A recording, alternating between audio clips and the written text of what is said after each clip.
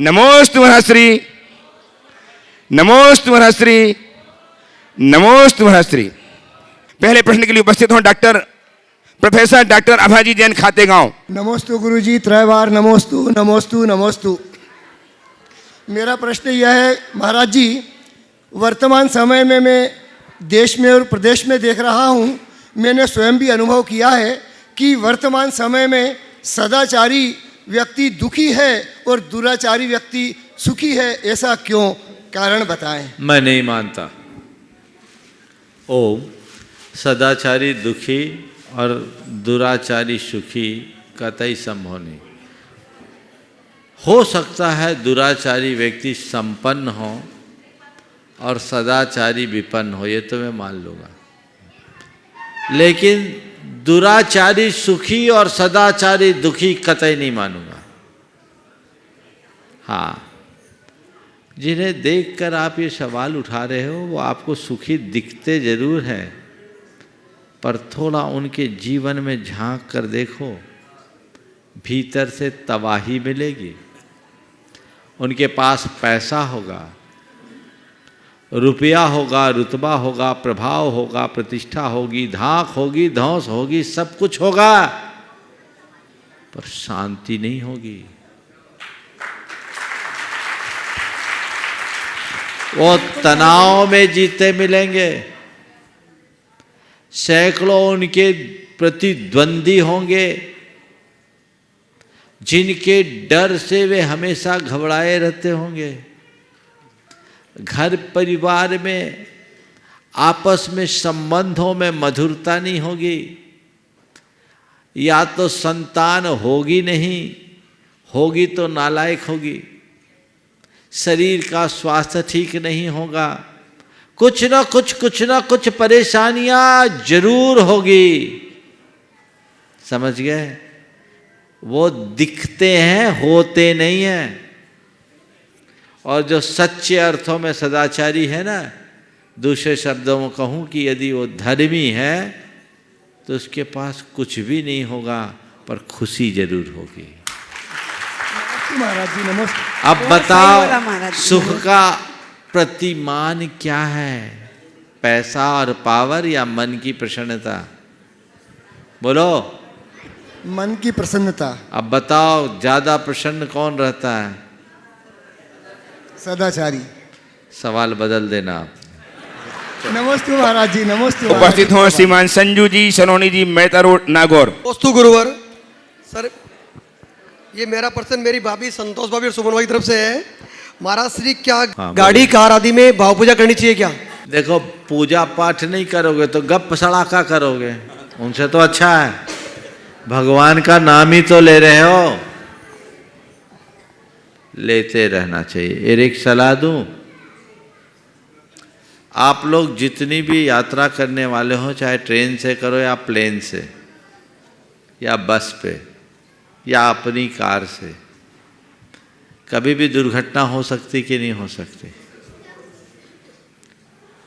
तो दुर्घटना टल जाए, दुर्घटना न हो, और यदि कदाचित दुर्घटना हो भी तो तुम्हारी सदगति हो, उसका एक रास्ता बता दूं? हाँ, बता दूं। गाड़ी में बैठो और जैसे ही गाड़ी चलना शुरू करे, मन में संकल्प लो, जब तक ये गाड़ी चलेगी तब तक मेरे तन के अलावा सारे परिग्रहों का त्याग, मौन ले लो, और जब तक मैं भगवान का नाम सुमरूंगा, नमोकार जपो, पाठ करो, पूजा करो और कुछ मत करो। ये तुम्हारा सुरक्षा कवच बनेगा। हाँ, अगले स्टेज जब रुकेगी तब, हमें कुछ भी काम करना, रुकना है तब, बस इमरजेंसी को छोड़ के, कोई अर्जेंसी आ जाए तो उसको छोड़ के। पर एक बला तो आप लोग अपने मोबाइल की लेके चलते हैं और गप करते रहते हो, तो कहाँ कुछ होता है। अचानक कुछ हो गया तो बहुत सारे लोग हैं जो अपने हाथ में एक सुमरनी लिए रहते हैं और गाड़ी में चलते चलते बस भगवान का नाम ही लेते हैं। आपको ट्रेन में ऐसे आदमी मिले होंगे जरूर। तो एक रास्ता है, और ये बहुत सम्यक रास्ता है। ये आपके पुण्य के बंध का कारण भी बनेगा और आपके जीवन को सुरक्षा भी प्रदान करेगा। श्रीमती आशा जैन खातेगांव। नमोस्तु महाराज जी, नमोस्तु। मेरे परिवार की तरफ से आपको बारंबार नमोस्तु। महाराज जी, प्राचीन समय में जैन समाज के 7 धर्मी बंधुओं का नारा था, हम 2 हम 5 हमारे साथ 9। क्या फिर से बोलो? पहले समय में जैन धर्म के 7 धर्मी बंधुओं का नारा था, हम 5 7 9। लेकिन आज की युवा पीढ़ी हम 2 हमारा 1, ये कहाँ तक प्रासंगिक है महाराज जी? हम 2 हमारा 1 नहीं, अब हम 2 हमारा कोई नहीं। नमस्ते महाराज जी। और देख रहा हूँ हम 2 भी अब खत्म हो रहे हैं। ये बड़ी विडंबना है, इस पर विचार करना चाहिए। आज भारत में सबसे ज़्यादा माने कमी जैनियों में है। TFR टोटल फर्टिलिटी रेट सबसे कम 0.49 या ऐसी कुछ है, मैं भूल रहा हूँ, सबसे कम है। और यदि यही स्थिति रही तो अगर जनगणना के हिसाब से देखें, सेंसस के हिसाब से, तो 44.43 लाख है।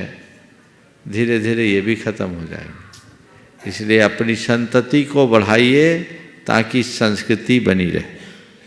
नमोस्तु महाराज जी। उपस्थित हों श्रीमती राखी जी जैन पांडिचेरी से, और तैयार हैं श्रीमान निखिल जी रारा महामंत्री दिगंबर जैन समाज खातेगांव, साथ में श्रीमती रश्मि जी रारा खातेगांव से। नमोस्तु महाराज जी, नमोस्तु महाराज जी, नमोस्तु महाराज जी। महाराज जी, अगर हमारा सुवा या सूतक लग जाता है तो हम मंदिर में तिजोरी में रुपए डाल सकते हैं। अगर हमारे घर में सुवा या सूतक हो जाता है तो हम मंदिर में या कहीं यात्रा करने जाते हैं तो हम दान दे सकते हैं या तिजोरी में रुपए डाल सकते हैं? डाल नहीं सकते। पात्र दान सूतक की अवस्था में नहीं होता, दूसरों से डलवा सकते। समझ गए? और बोली ले सकते हैं? बोली भी उस घड़ी में, ऐसे तो अगर तत्काल कोई काम करना है, अभिषेक करना है तो नहीं कर सकते, शांति धारा नहीं कर सकते। कोई करे उसकी अनुमोदना कर सकते हैं, दूसरों से करा सकते हैं। नमोस्तु महाराज जी। श्रीमती निखिल जी रारा साहब, श्रीमती रश्मि जी रारा खातेगांव। पूज्य गुरुवर के श्री चरणों में दिगंबर जैन समाज खातेगांव की ओर से नमोस्तु नमोस्तु नमोस्तु एवं हमारे साथ पधारे विद्या यात्रा संघ के सभी सदस्यों की ओर से त्रिबार नमोस्तु नमोस्तु नमोस्तु। गुरुदेव, प्रश्न तो मेरे मन में 2 हैं। अनुमति 1 की है, बोलो। विगत खातेगांव श्री 1008 मुनि सुब्रत नाथ भगवान का बहुत पुराना चतुर्थकालीन मूर्ति का एक सुंदर मंदिर पुराना बना हुआ है। उसके उद्धार के लिए, जीर्णोद्धार के लिए कितनी बार हमारे द्वारा प्रयास किए गए, परंतु हम विफल हो गए।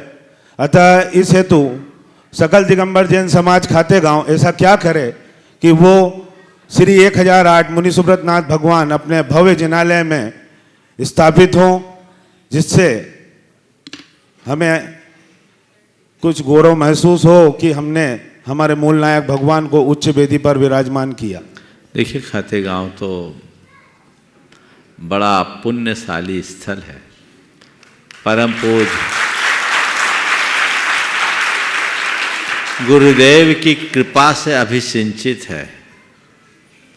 खातेगांव नेमावर के बाजू में है और खातेगांव के लोगों ने ही गुरुदेव की सबसे ज़्यादा सेवा का लाभ लिया। नमोस्तु नमोस्तु नमोस्तु गुरुदेव, नमोस्तु।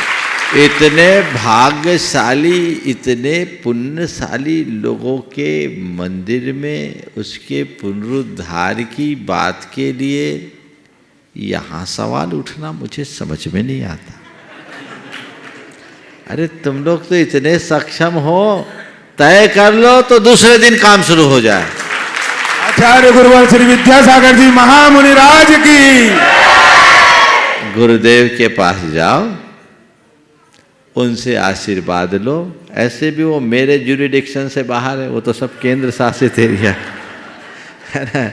तो वहाँ जाओ, उनका आशीर्वाद लो और संकल्पित हो जाओ, चिंता मत करो, सब काम आपसे आप होंगे। ठीक है, चलिए। हाँ SK जैन साहब। आइए श्रीमान SK जैन साहब, ट्रस्टी गुणायतन भोपाल से। गुरुदेव, हाँ भोपाल 1100 क्वार्टर जैन समाज की ओर से तथा मेरी ओर से चरणों में बार बार नमन वंदन। महाराज जी, मेरे प्रश्न का आधा भाग तो अभी निकल गया है। मेरे मन में ये जिज्ञासा है कि जैन धर्म सर्वथा वैज्ञानिक है और इसलिए दुनिया का हर प्राणी इस धर्म के बारे में ना जानते हुए भी बड़ी आस्था रखता है। दुनिया की जो विश्व संस्थाएं हैं उन्होंने भी जैन धर्म के सिद्धांतों को अपनाया है और फॉरगिवनेस जैसी बहुत सारी चीज़ों का अनुसरण करना शुरू किया है। मेरे मन में ये जिज्ञासा है कि जैसे ये जो सूतक पातक होती है, एक तो ये कितनी पीढ़ी तक रहती है, और अगर ये रहती है, क्योंकि आज के बच्चों को अगर ये बोला जाता है तो वो बोलते हैं कि 4 पीढ़ी 5 पीढ़ी के बाद तो ना उन्हें किसी को देखा है और ना उनके बारे में जानते हैं, तो उनकी सूतक पातक को कितना मानना चाहिए और उसका क्या धार्मिक वैज्ञानिक पहलू हो सकता है? बहुत बहुत अच्छा सवाल आपने किया है। सूतक पातक के संदर्भ में कई बार सवाल उठा है और ये ऐसा विषय है जो बार बार चर्चा का विषय बनता है, आवश्यक भी है। सबसे पहले सूतक पातक के अर्थ को समझें, उसके प्रयोजन को समझें। पुराने ज़माने में संयुक्त परिवार होता था, कुटुंब होता था। एक एक बाखर में 200-200 लोग रहते थे, 4-4, 5-5 पीढ़ियाँ एक साथ रहती थी, है ना। समूह में लोग रहते थे। बच्चे का जन्म घरों में होता था। घर में डिलीवरी हुई है तो अशुद्धि तो हुई, उस अपवित्रता का स्पर्श मंदिर में न हो, इसलिए ये सूतक पातक का विधान किया गया।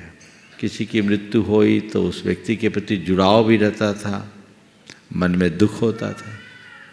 जन्म में सूतक हुआ तो अशुद्धि है, तो अशुद्धि के से बचने के लिए व्यवस्था बनाई गई 10 दिन के सूतक की। उसमें भी 3 पीढ़ी तक के लिए 10 दिन, चौथी पीढ़ी के लिए 6 दिन, 5वीं पीढ़ी के लिए 4 दिन, 6वीं पीढ़ी के लिए 3 दिन, 7वीं पीढ़ी के लिए 2 दिन, 8वीं पीढ़ी के लिए 1 दिन और 9वीं पीढ़ी के लिए 1 प्रहर और 10वीं पीढ़ी के लिए स्नान मात्र। तो ये धीरे धीरे कम, क्योंकि जो ज़्यादा निकट के थे उनका ज़्यादा आना जाना होता था, तो इसलिए सूतक का विधान था। इसी तरह किसी के मरणोपरांत जो व्यक्ति ज़्यादा निकटता से जुड़े रहते, उनके मन में उस व्यक्ति के प्रति ज़्यादा लगाव, तब हम भगवान के दर्शन के लिए जाएं और सामने वाले का चेहरा दिखे तो कहा भैया थोड़ा दूरी रखो, उपकरण आदि का स्पर्श मत करो। 3 दिन, तीसरे दिन मंदिर ले जाने की व्यवस्था हुई, तो उसमें भी 3 पीढ़ी तक के लिए तो 12 दिन लिया, फिर धीरे धीरे कम किया। इसी तरह 10वीं पीढ़ी में स्नान मात्र, तो एक व्यवस्था थी। अब आप कहोगे महाराज फिर तो आज मानना ही नहीं चाहिए, क्योंकि अब तो डिलीवरी घर में होती नहीं है, हॉस्पिटल में होती, और मरते भी लोग अस्पताल ही में घर में तो कम भाग्यशाली लोग ही जा पाते हैं। तो जो थोड़े से भाग्यशाली लोग हैं वही तो कहता हम नहीं, कुछ भी हो, हमारा जो ब्लड रिलेशन है उससे सूतक जुड़ता है, मानना चाहिए। और एक सूतक पातक का ही विधान है जिससे तुम्हें अपने खानदान का पता लगता है। अगर सूतक पातक की प्रक्रिया को मिटा दें तो आपको लगेगा ही नहीं कौन हमारा गोतिया भाई है, हमारा कुटुंब क्या है, हमारा खानदान क्या है। तो वंश का बोध इससे होता है ना, इसलिए सूतक पातक मानना चाहिए। तैयार हैं श्रीमान निर्मल जी उमला जी गंगवाल, ट्रस्टी गुणायतन अजमेर। पूज्य गुरुदेव के श्री चरणों में मेरे परिवार का त्रिवार नमोस्तु। मेरे ऐसे भाग्य कहाँ जो गुरु दर्शन नित पाऊं, इंसा ही बन जाऊं, इंसा ही बन जाऊं। गुरुदेव, जिज्ञासाएं तो कई होती है, लेकिन आपके दर्शन मात्र से वो सारी जिज्ञासाएं शांत हो जाती है। सीधी रेखा नहीं जिंदगी, इसमें बड़े घुमाव है। चेहरे पर मुस्कान दिख रही, दिल में गहरे घाव है। कहीं राह में सुस्ताने को सब्ज सजर की छांव है, और छाले किसे दिखाऊं पांव के, सभी नंगे पांव हैं। इस पंक्ति का अर्थ आपके मुख से सुनना चाहता हूं पूज्य गुरुवर, कृपा करें। छाले किसे दिखाऊं पाऊं के, सभी नंगी पाँव। आपने बहुत अच्छी बात कही। आपने पूछा इसका अर्थ है।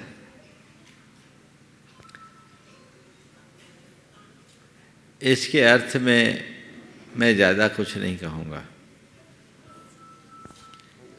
एक ही बात कहूँगा कि इस संसार में जितने भी जीव हैं वे सब कहीं न कहीं से दुखी हैं, और दुख ये संसार का स्वभाव है। समझ गए? इसलिए कभी कोई दुख आए तो घबराओ मत, उसे स्वभाव मानकर हम अपना ठहराव बना ले तो ये भाव ही बदल जाएगा। ऐसा प्रयास होना चाहिए। आइए श्रीमान प्रकाश जी सेठी, श्रीमती ये उर्मिला पूछेगी महाराज। हाँ बोलो। मेरे गुरुवर के चरणों में बारंबार नमोस्तु नमोस्तु नमोस्तु। महाराज श्री, जिंदगी खेलती भी उसी के साथ है जो खिलाड़ी बेहतरीन होता है। दर्द सबके एक से हैं, मगर हौसले सबके अलग अलग है। कोई हताश होकर बिखर जाता है तो कोई संघर्ष करके निखर जाता है। गुरुदेव, ऐसा क्यों होता है? दर्द सबके एक है पर हौसले सबके अलग अलग हैं। कोई दर्द पाकर बिखर जाता है तो कोई दर्द पाकर निखर जाता है। ऐसा क्यों? देखो, जिसका आत्मविश्वास मजबूत होता है, जिसकी सोच सकारात्मक होती है, वो दर्द पाकर निखरता है। जिसका आत्मविश्वास कमज़ोर होता है, सोच नकारात्मक होती है, वो दर्द पाकर बिखर जाता है। अपने आप को मजबूत बनाओ। दो तरह के प्राणी होते हैं, कांच जैसे और सोने जैसे। कांच पर हथौड़ी का प्रहार पड़ता है, कांच चकनाचूर हो जाता है, पर हथौड़ी का प्रहार पड़ता है, सोना दमक उठता है। जिनका स्वभाव सोने जैसा है वो पल पल दमकते हैं, उनमें निखार आता है। और जिनका स्वभाव कांच जैसा है वो चकनाचूर होते हैं। अपना आत्मविश्वास, सकारात्मक सोच, आशावादी दृष्टि, ये ऐसे उदात्त गुण है जो तुम्हें हर दर्द को सहने की शक्ति और सामर्थ्य देता है। और ये तुम्हारे भीतर विकसित हो जाए तो हर दर्द तुम्हें मजबूत बनाएगा, निखरने में सहायक बनेगा। नमोस्तु महाराज। आइए गुणाधन के संरक्षक श्रीमद प्रकाश जी सेठी, श्रीमद चंदा देवी सेठी रांची से गुरुदेव चरण का अभिवंदन करें, आशीर्वाद प्राप्त करें। नूतन जी, रज कुमार जी लोहाड़िया खादेगांव, गोनू भैया जी की भैया भाभी आ जाए, प्रश्न प्रस्तुत करें। महाराज श्री, समस्त खातेगांव समाज की तरफ से हम सबका नमोस्तु नमोस्तु नमोस्तु। महाराज श्री, मेरा एक क्वेश्चन है कि जैसे हम मंदिर में सुबह कलश के बाद छत्र ऐसा करते हैं और चवर को ऐसा हाथ से करते हैं, तो हम महिलाएं ऐसा कर सकती है कि नहीं महाराज श्री? सबसे पहले ये बोलो, ऐसा छत्र और ऐसा चवर करते क्यों? तो वो महिला हो या पुरुष क्यों तो करते? महाराज श्री वो बोलते हैं ना छत्र चवर, तो छत्र तो हम तो फिर तो क्या होगा? भगवान के ऊपर दो बातें हैं। सबसे पहली बात तो यह है कि इसे नित्य अभिषेक का हिस्सा क्यों बनाया गया? प्रातिहार्यों के आरोपण का अभिषेक में क्या संबंध है? पहली बात। और दूसरी बात, जब प्रातिहार्य ही अर्पित कर रहे तो दो ही क्यों, फिर आठों करो ना। अभिषेक के साथ ऐसा मूल अभिषेक पाठों में कहीं नहीं है, पर इसके पीछे भाव क्या है कि चूंकि अभिषेक के लिए भगवान को लाते हैं तो छत्र चमर हटा देते हैं, तो बाद में फिर से छत्र लगाने लगे तो कोई ने बोला भाई ये छत्र अभिषेक करने के लिए हटाया था, छत लगाओ तो छत टांग दो और फिर चंवर लगा दो। शायद अब छत लगा रहे हैं तो फिर छत तयम तो विभाति पढ़ने लगे। चंवर लगा लिए तो कुंदा वदा तो चल चामर चारु शोभम बोलने लगे। अब जब छत्र बोलने लगे तो फिर क्या ये छत्र ही हम बना दे, हमारे हाथ में तो छत्र है नहीं, छत्र तयम तो विभाति। तो तुम भगवान की छत्र छाया में हो कि भगवान के ऊपर छत्र छाया कर रहे हो? भगवान की छत्र छाया में महर्षि, भगवान की छत्र छाया में महर्षि। कर क्या रहे हो? ये भावना है, हम भगवान की छत्र छाया में है, भगवान पर छत्र छाया नहीं कर रहे हैं। हाँ ये भाव है, हाँ भगवान ये छत्र मैं भी लगा दूं,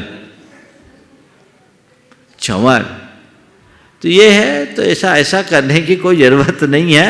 अनुमोद ना करो कि भगवान के ऊपर मैं सर्व प्रातिहार अर्पित करूं और ध्यान करो आठों प्रातिहारियों से संयुक्त परमात्मा का, उनका स्मरण करके वंदन करो तो आपको भगवान की मूर्ति नहीं साक्षात तीर्थंकर परमात्मा का दर्शन होगा। तो महर्षि जैसे सोने का चांदी का छत्र अपन खरीद के ले आए, हाँ। और वो अपन अपने घर में रख सकते हैं कि नहीं? नहीं रखना चाहिए। नहीं। प्रातिहार घर में नहीं रखना।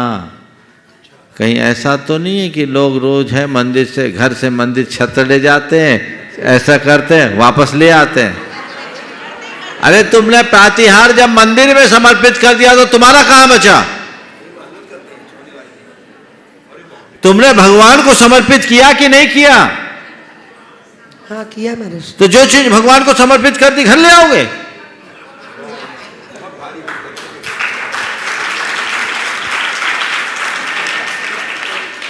हमको तो समझ में नहीं आता ऐसा क्यों है। अरे भैया एक बार हमने छत्र चढ़ा दिया तो वो तो देव द्रव्य हो गया, हमारा कहां बचा? मैंने तो एक बात और सुनी है कि एक और कुपरंपरा चल पड़ी है। कुछ लोग सोने चांदी के द्रव्य रखते हैं और चढ़ा के वापस ले आते, दूसरे दिन उसी से पूजा करते हैं। ऐसा भी होने लगा है ना? करते महर्षि, रत्नों से करते हैं और वापस घर ले आते हैं। तब रत्न को जो अर्पित कर दिया, तुम चावल जो निर्माल होता है उसको छू लेते हो तो हाथ धोते हो कि नहीं? हाँ महर्षि। तो वो रतन है तो फिर हाथ नहीं धोगे? हाँ भयानक भूल दिखती है। तुम्हारे पास सामर्थ्य है तो रोज रतन चढ़ाओ, और सामर्थ्य नहीं है तो भावों से भरकर ज्वार भी चढ़ा दोगे तो रतन हो जाएगा। ये प्रदर्शन क्यों? इसकी आवश्यकता क्या? मुझे तो समझ में नहीं आता। कई क्रियाएं ऐसी हैं जो चलती है तो बस चलने लगती है। लोग भावना के अतिरेक में ऐसा कर देते हैं, पर मेरी दृष्टि में ये सुसंगत प्रतीत नहीं होती। आप खुद में विचार कीजिए ना, क्यों करें? हमने जो अर्पित कर दिया वो अर्पित कर दिया, समझ गए? अभी इशारा कर रहे थे महाराज ये चंवर, तो चंवर को भक्ति का अंग मानकर आप अगर रखते हो, अब चंवर चढ़ा के भगवान की एक वंदना करे, अर्पित नहीं किया है, तो आप घर ले जा सकते हो।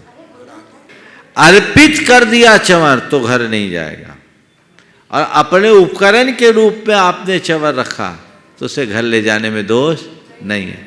आपने छत्र अर्पित कर दिया तो घर नहीं जाएगा। अर्पित करना है तो फिर लाओ ही मत, नहीं घर ले जाना है तो लाओ ही नहीं। और छत्र घर में रखोगे क्या? भगवान का छत्र तो भगवान के लिए शोभा देता है। इसलिए उपकरणों में विवेक रखना। अष्ट मंगल द्रव्य घर में रख सकते हैं, बल्कि रखना ही चाहिए। उससे नकारात्मकता हटती है, सकारात्मक ऊर्जा का प्रवेश होता है। तो अष्ट मंगल रखिए, अष्ट प्रातिहारिणी, समझ गए? ले जा सकते चंवर चढ़ाए नहीं है तो चंवर को भी रखोगे तो वो आपका पूजन का उपकरण है। हालांकि अष्टद्रव्य में चंवर नहीं है, कायदे से चंवर तो भक्ति का अंग है, मंदिर का ही होना चाहिए और मंदिर में ही रहना चाहिए। श्वेतांबर परंपरा में मंदिरों में चंवर होते हैं खूब, अपने यहाँ भी होते हैं, लेकिन लोग विधानों में निकालते हैं, बाकी लॉक करके रख देते या टांग के रखते हैं। वहाँ लोग भगवान के मंदिर से चंवर उठा करके अभ्यर्थना करते। अब लोग अपने अपने निजी रखने लगे हैं। तो अब मैं इसके विषय में कहूँगा तो इतना ही, अर्पित नहीं किया तो कदाचित घर रख सकते हो, पर ये उपकरण है, मंदिर के उपकरण को मंदिर में दान देना चाहिए, ये घर में रखने की चीज़ें नहीं। हाँ, अष्टमंगल, हाँ चंवर, ठीक है, अच्छी बात बोली। अष्टमंगल में चंवर भी एक मंगल है। हाँ, तो अष्टमंगल के तो 8 मंगल रखो, एक नहीं रखो। छत्र, लेकिन चढ़ा दिया छत्र, वो कैसे घर रखोगे? क्या बोल रहा हूं मैं? जो अर्पित कर दिया, चाहे वो छत्र हो या चंवर, वो घर नहीं आना चाहिए। चलिए, आज इंदौर से श्रीमती सुनीता जी अजमेरा।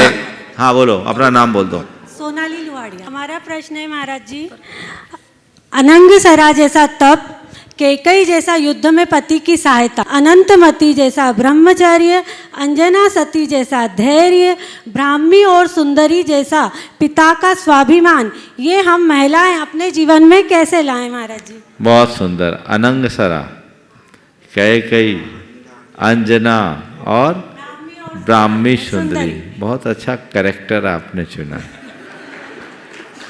आपने पूछा है ऐसा हम अपने जीवन में कैसे चरितार्थ करें। मैं तो कहता हूँ ये 5 हो जाए तो सोने में सुगंध है, कोई एक को ही पकड़ लो तो जीवन का उद्धार हो जाए। ये सब कब होगा? ये सब कब होगा? ये सब तभी होगा जब हमारी उन जैसी निष्ठा होगी। उनके हृदय में कितना प्रगाढ़, कितनी प्रगाढ़ निष्ठा थी। देखो अनंगसरा को सांप नील लिया है, आधा निगल चुका है, 3000 वर्षों तक जंगल में एकाकी रही, चक्रवर्ती की पुत्री होने के बाद भी, और अंतिम क्षणों में पिता देख रहे हैं तो भी उस समय वह सर्प की रक्षा की बात कर रही है, जीवन की नहीं। हाँ, ये कितना बड़ा उदाहरण है। अनंतमती का सील, उसका कितना प्रगाढ़, वो उनकी निष्ठा का द्योतक था। हाँ, इसी तरह अंजना और ब्राह्मी सुंदरी, तो वैसी श्रद्धा अपने हृदय में जगा लो, ये सारे गुण प्रकट हो जाएंगे। लेकिन आजकल ऐसी श्रद्धा कहाँ होती। एक बार मैंने रामायण पर प्रवचन दिया, उसके बाद कुछ महिलाएं मेरे पास बैठी थी, सब 9 दंपति थे, पति पत्नियां सब थी। चर्चा के दौरान मैंने पूछा कि आपके साथ यदि ऐसा होता है तो आप क्या करती?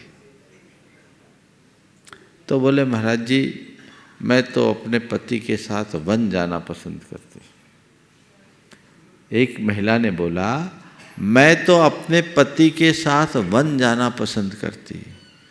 मुझे बड़ा अच्छा लगा, आश्चर्य भी। बोला अच्छा, तो सीता का चरित्र आपको इतना भा गया? बोला महाराज चरित्र वरित्र छोड़ो। मैंने पूछा अच्छा, आपको सीता का चरित्र इतना भा गया? उसने कहा महाराज चरित्र वरित्र छोड़ो, 3 सासुओं के अंडर में घर में रहने से अच्छा पति के साथ अकेले जंगल में रहना। ये आज का चरित्र है, इसलिए बातें बड़ी बड़ी है, काम बड़ा हल्का है। निष्ठा जगाइए, जीवन का उत्थान तभी होगा, बातें करने से नहीं होगा। हर स्त्री को इनका चरित्र पढ़ना चाहिए, घोंटना चाहिए, उन्हें अपना आदर्श बना करके चलना चाहिए। हर पल ये सोचना चाहिए, अरे इनके आगे मेरे पास तो कुछ है ही नहीं। इनको कितना कष्ट, कितनी विपत्ति, कितनी परेशानी, कितनी मुसीबतें, पर इनने कितनी दृढ़ता और सहजता के साथ उनका सामना किया। जब वो कर सकते हैं तो हम क्यों नहीं कर सकते? हमारा दुख तो बहुत थोड़ा सा है। उनके जीवन आदर्श को आत्मसात कीजिए, उनके जीवन दर्शन को अपने जीवन की प्रेरणा बनाइए, तो सब दुख अपने आप समाप्त हो जाएंगे। लेकिन अब उल्टा होता है, अरे हम क्यों झुके, हम किसी से कम नहीं, हमें कॉम्प्रोमाइज नहीं करना, फिर फीडबैक भी ऐसा ही मिलता है। आजकल सुलगाने वाले लोग ज़्यादा हैं, सुलझाने वाले लोग कम। हाँ बिल्कुल, कोई कॉम्प्रोमाइज मत करना, दबना नहीं है अपने को, है ना। तो मामला हम सबके सामने है। आज ये विडंबना है जिसके कुपरिणाम हम सबको देखने को मिल रहे हैं, हमें उनसे बचना चाहिए। सुनीता जी अजमेरा।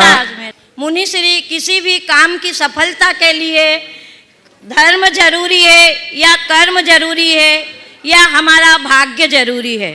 धर्म जरूरी है या कर्म जरूरी है या अपना भाग्य जरूरी है, तीनों अपनी जगह जरूरी है, समझ गए।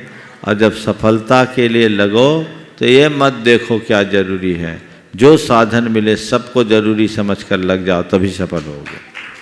नमोस्तु गुरुदेव। आइए श्रीमान आलोक जी, रूबी जी जैन हरदा एवं श्रीमान भूपेन्द्र जी काला। हम सभी की शंकाओं का जड़ मूल से समाधान करने वाले मुनि श्री प्रमाण सागर जी के श्री चरणों में हरदा और खातेगांव जैन समाज का सादर नमोस्तु नमोस्तु नमोस्तु। गुरुवर, प्रश्न है स्वर्ग और नर्क के बारे में, कि कई बार ये सुनने में आता है कि अमुक प्राणी जो है अच्छा काम करने से स्वर्ग में गया या नर्क में गया। तो गुरुवर, ये समझ नहीं आता कि नर्क और स्वर्ग आखिर समझे कैसे, कि भाई वर्तमान में होता क्या है, और वर्तमान में आज के बच्चों को हम कैसे बताएं कि स्वर्ग क्या है, नर्क क्या है, क्योंकि वो तर्क करते हैं। और देखो, बहुत अच्छा, एक बार ऐसे एक बच्चे ने मुझसे कहा कि महाराज जी स्वर्ग और नर्क को हम कैसे जानें, स्वर्ग नरक दिखता तो नहीं। बोला बिल्कुल नहीं दिखता, पर ये हमारे आस्था के विषय हैं, हम इन्हें प्रत्यक्ष नहीं देख सकते, पर अनुमान से जान सकते हैं। देखिए, संसार में कोई भी व्यक्ति कितना भी सुखी क्यों ना हो, उसके सुख की एक सीमा है कि नहीं? हाँ, जिसके पास सर्वाधिक सुख साधन है, क्या वो अंत है? क्या उससे आगे भी कुछ हो सकता है? हाँ, आगे हो सकता है ना। माइक कहाँ है आपका? हाँ, हो सकता है ना, हो सकता है। इसी तरह संसार में बहुत सारे दुखी जीव मिलेंगे, हाथ पैर कटे हुए हैं, गलित कुष्ठ है, खाने को कुछ नहीं है, तन पर बैठी मक्खी को भगाने में भी जो लाचार है, इस तरह के लोग मिलते हैं। बहुत दुख, मरना, कष्ट, है ना, जिसको देखकर सामने वाले का हृदय द्रवीभूत हो जाए। क्या ये आखिरी दुख है कि इससे आगे का भी दुख है? और भी हो सकता है। दुख है पर वो सह रहा है, सुख है पर उसकी भी एक सीमा है। तो इस संसार का जो सुख है उससे ऊपर का सुख भोगने का स्थान स्वर्ग है, और इस संसार में जो दुख है इससे और नीचे का जो गहरा दुख है उसे भोगने का स्थान नरक। मान सकते हैं कि नहीं? हाँ, हाँ, ये आखिरी नहीं है, इससे आगे का जो है वो है। तो हमें सुख भी भोगना है और दुख भी भोगना है। जो अच्छा करता वो सुख भोगता है, बुरा करता वो दुख भोगता है। तो नरक और स्वर्ग क्या है? दुख और सुख भोगने का आश्रय स्थल, जो मनुष्य अपने पापों और पुण्य के परिणाम स्वरूप भोगता है। तो हमारा पाप जितना गहरा होगा, हम अपने जीवन को उतना दुख और कष्टों से भरेंगे, और जिसका पुण्य प्रबल होगा उसके जीवन में उतने ही सुख साधन मिलेंगे। भूपेन्द्र जी काला, राजीव जी गंगवाल, विद्यासागर खातेगांव, और तैयार हैं श्रीमान विजय कुमार जी हरिकिशन जी। विद्यासागर यात्रा सिंह खातेगांव का बारंबार नमोस्तु नमोस्तु नमोस्तु। महाराज श्री, बहुत दिनों से एक प्रश्न दिमाग में घूम रहा है कि आपसे उसका समाधान चाहूँगा। सची इंद्राणी जब तीर्थंकर बालक को उसकी माता के पास से जब बिना अनुमति ले जाती है तो उसे चोरी का दोष लगता है क्या? सची इंद्राणी भगवान को लेकर निकलती है तो उसे चोरी का दोष लगता है कि नहीं? देखो, क्रिया को देखे तो चोरी तो है, उस पर अधिकार तो माँ का है, और माँ को मूर्छित करके छल पूर्वक ले जाना है ना, गहरी नींद में सुला दिया तो चोरी तो है, समझ गए? चोरी है। पर महाराज जी, आपके तो सची इंद्राणी तो महापुण्यवती होती, इस चोरी के बाद फिर उसको तो उसका पाप लगना चाहिए, लगना ही चाहिए, लेकिन नहीं लगता। क्यों? ये चोरी एक नियोग है। क्या? स्थूलतया देखते हैं तो चोरी है, पर चोरी नहीं, ये नियोग है। क्योंकि तीर्थंकर भगवंतों का पुण्य का प्रताप ऐसा होता है कि जन्मोपरांत उनका पांडुक शिला में सुमेरु पर्वत पर अभिषेक होता है। अब उस अभिषेक के लिए भगवान को लेकर के जाएं, ले जाना जरूरी है, और माँ को बताकर ले जाएं तो माँ को तकलीफ, और नहीं ले जाए तो नियोग पूरा नहीं हो। इसलिए ले जाओ, अपना कर्म नियोग पूरा करो और वापस लौटा दो। अगर वो भगवान को स्वर्ग ले जाती तो पक्की चोर कहलाती, लेकिन वो मेरु पर्वत में अपना नियोग पूरा करके लौटा देते हैं। इसलिए इसे एक प्रकार का नियोग समझना जो भक्ति के कारण प्रकट होता है। आइए अमरावती श्रीमान जनन कुमार जी, हरिकिशन जी बजात्या साहब। श्री चरणों में मेरी और मेरे परिवार की ओर से त्रिवार नमोस्तु नमोस्तु नमोस्तु। हे गुरुवर, वैयावृत्ति को अंतरंग तप में क्यों लिया गया, इसका क्या फल है? देखो, वैयावृत्ति सेवा का भाव है। सेवा तब तक कोई किसी की नहीं करता जब तक उसका मन उतना समर्पित नहीं हो, इसलिए इसे अंतरंग तप के अंतर्गत कहा गया। उससे विनम्रता भी आती है, मन की ग्लानि भी दूर होती है, सामने वाले में सनाथता का भी भाव आता है, इसलिए सेवा भाव को प्रमुखता दी गई। वैयावृत्ति का फल बताते हुए कहा, ग्लानि पर विजय, समाधि की प्राप्ति, सनाथता और वात्सल्य की अभिव्यक्ति, ये वैयावृत्ति के गुण बताए। श्रीमान राजकुमार सत भैया एडवोकेट सागर से उपस्थित हों। नमोस्तु महाराज जी, नमोस्तु।